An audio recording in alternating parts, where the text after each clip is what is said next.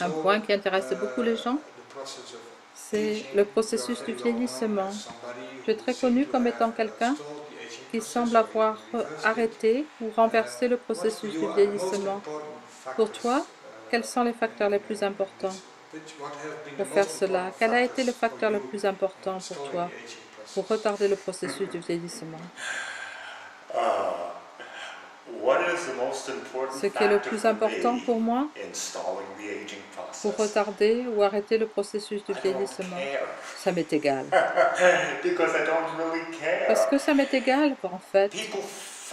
Les gens se battent pour réaliser quelque chose. Ils disent, je veux rester jeune, je veux être jeune, je veux être fort, et ils travaillent, et ils donnent toute cette énergie, toute cette résistance.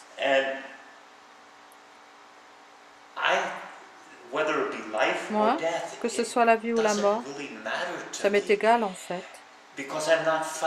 Parce que je ne me bats pas. Je m'entraîne de façon dure, je mange de façon juste, je fais toutes ces choses parce que j'ai envie de le faire, j'ai envie de le faire. Mais que je vive ou que je ne vive pas dans un corps physique, ça m'est égal en fait. Et parce que cela m'est égal, ces deux aspects viennent ensemble. Ils viennent ensemble dans le point zéro. En d'autres termes,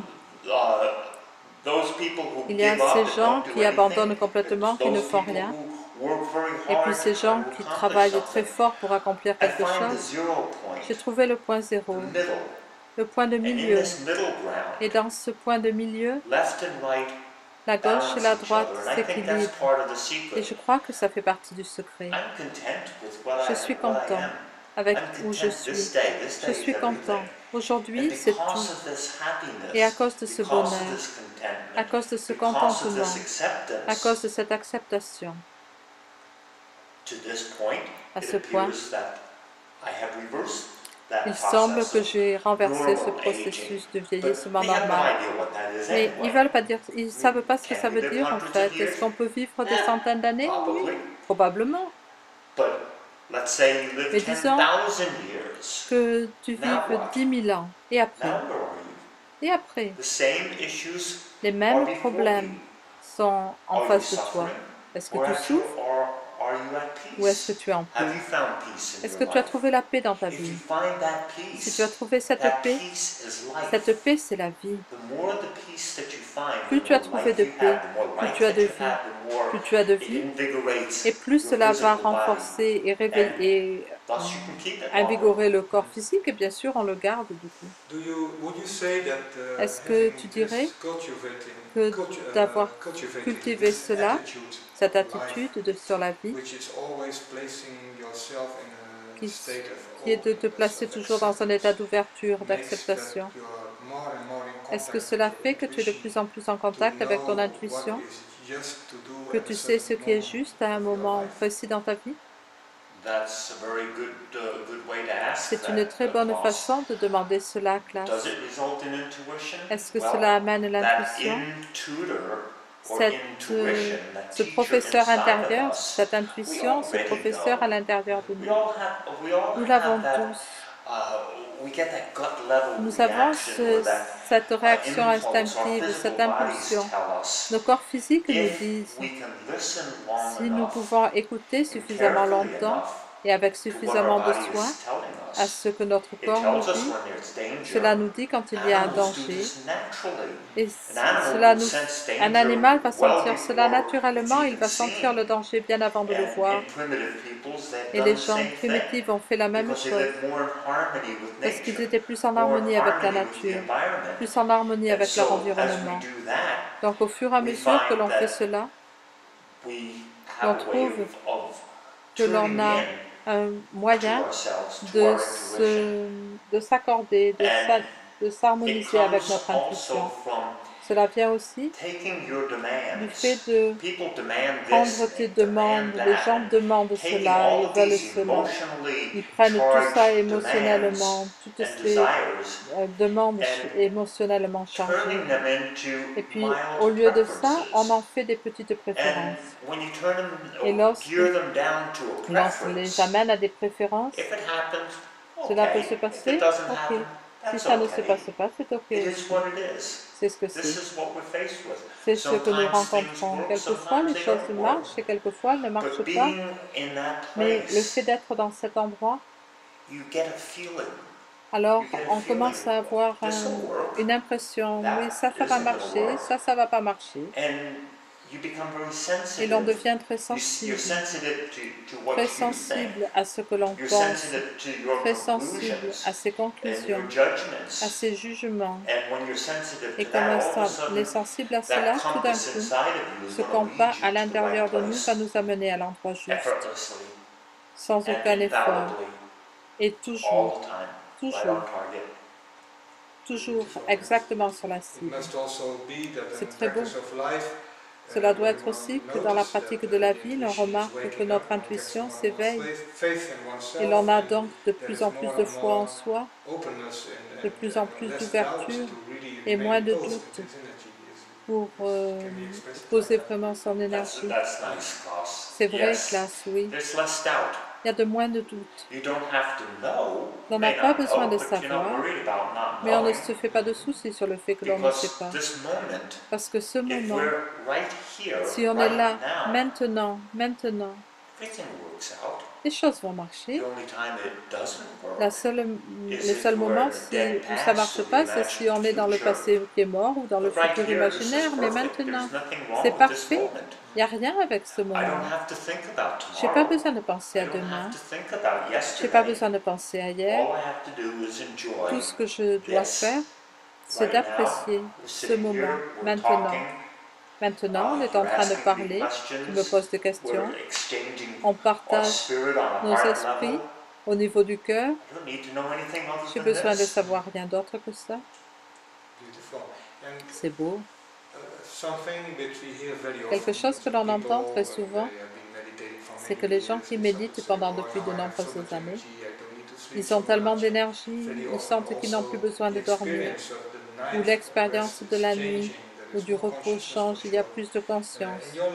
Dans ta vie, est-ce que tu sens que dans ce processus, pour purifier le corps, l'amener de plus en plus dans la transparence, est-ce que le besoin de dormir a été réduit?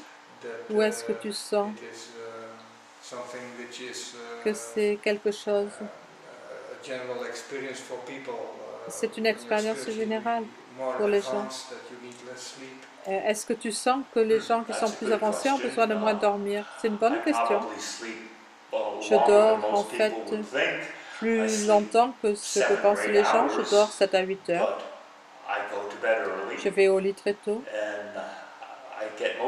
La plupart de mon sommeil, c'est avant minuit, ou du moins beaucoup de mon sommeil.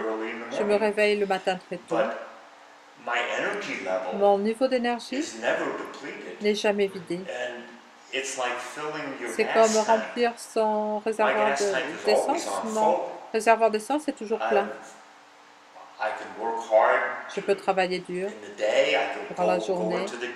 Je peux aller à la gym, travailler, m'entraîner pendant longtemps, de façon rude, peu importe ce que je fais.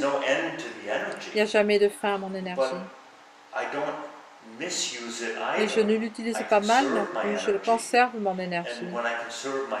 Et lorsque je conserve mon énergie, je conserve aussi mon souffle, ma respiration. Je ne respire pas tant que ça, sauf si je fais des exercices rudes.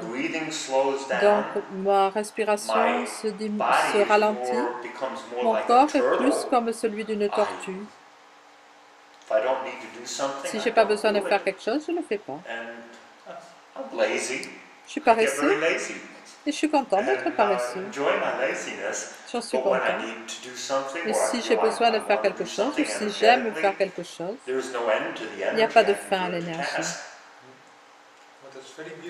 C'est très beau. Est-ce que tu voudrais bien parler un peu de comment ton expérience de la nuit a changé? Est-ce que cela a changé dans ton processus continu d'éveil? Est-ce que tu as l'impression qu'il y a eu de plus en plus d'éveil, de plus en plus de lumière dans ton état de sommeil? Ce dont je fais l'expérience, c'est un sommeil plus conscient. Et le fait d'être plus conscient, pendant que mon corps est endormi, mon corps s'endort, et je suis conscient de ça. Et ce sens de conscience, c'est un phénomène très intéressant. Mais il n'y a pas de différence avec ma réalité de veille. Maintenant, c'est un peu comme si je rêvais, et je suis conscient que je rêve. Donc si je veux dormir la nuit, je suis conscient que je rêve. Et je me régale du film, comme je me régale de ce film maintenant. Être éveillé, dormir. Il y a beaucoup de yoga qui parlent de cela, le yoga nidra, les techniques qui sont impliquées. Je vais partager une technique avec toi sur cela.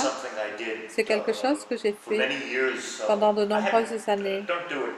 Je ne le fais plus, mais je l'ai fait pendant longtemps. Je restais conscient du moment où mon corps s'endort. Mais je ne suis pas encore endormi, je ne suis pas endormi, je ne suis pas éveillé. Et dans ce point, entre ces deux états, il y a une petite porte. Et lorsque l'on entre dans cette porte, l'on fait l'expérience de ce que j'ai essayé de décrire par mots. Pratique cette technique et vois comment cela travaille. Il y a une petite fenêtre d'opportunité. Si cette fenêtre s'ouvre le matin, quand on s'éveille, on n'est pas vraiment éveillé, on n'est pas endormi, mais il y a une petite fenêtre et entre les deux, si l'on devient conscient de cela,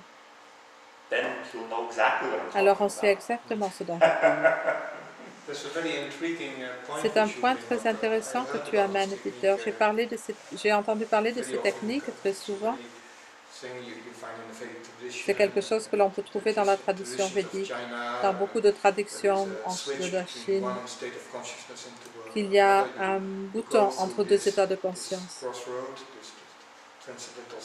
cet état transcendantal. Moi, je n'arrive pas vraiment à cela, parce que c'est toujours très spontané quand je m'endors.